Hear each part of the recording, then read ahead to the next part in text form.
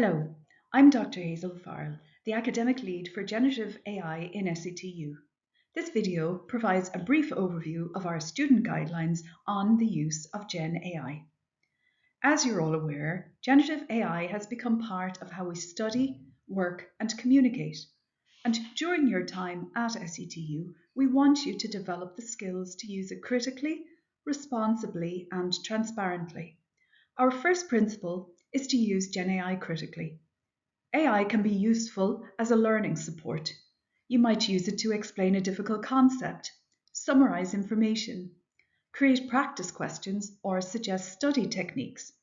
But it shouldn't replace your own thinking, writing, judgment, or reflection. These are the skills you are here to develop and that employers value.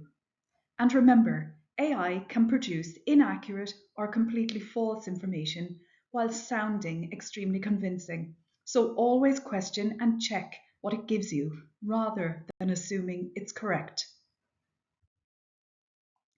Our second principle is to use GenAI ethically and responsibly.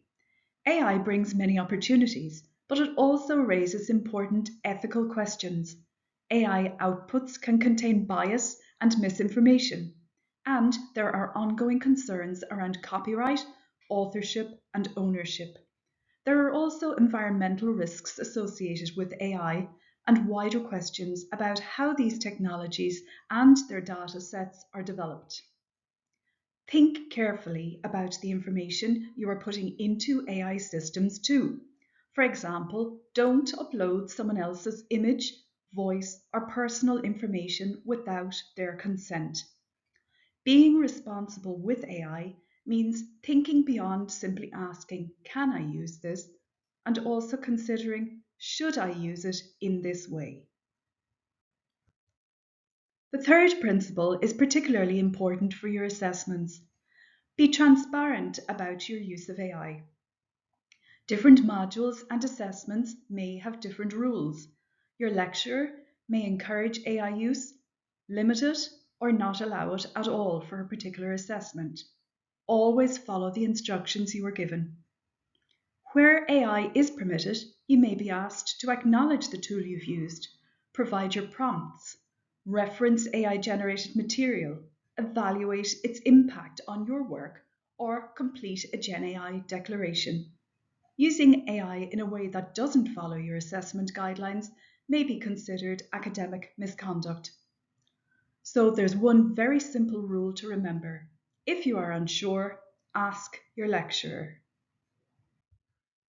Our fourth principle is about protecting your privacy, data, and well-being. Never share personal, confidential, or sensitive information with an AI tool, whether that information belongs to you or somebody else. At SETU, you have access to Microsoft Copilot Chat through your Office 365 account. When you are logged in with your SETU credentials, additional enterprise data protection applies to your interactions. We also encourage you to think about your digital well-being. AI can feel surprisingly human because of the way it communicates, and some tools claim to provide emotional or psychological support. But AI is not a replacement for appropriate human support. SETU has a wide range of student support services available to you, so please use them when you need them.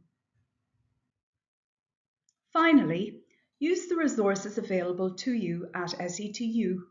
You will find guidance and learning resources through the GenAI at SETU website and the GenAI hubs on Blackboard or Moodle, including information about AI tools, academic integrity, referencing, prompt literacy, and other supports. Before submitting any work where you've used AI, there are 6 useful questions you can ask yourself, and you'll see these listed here.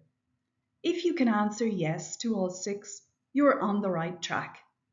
GenAI will continue to change, but these principles remain important.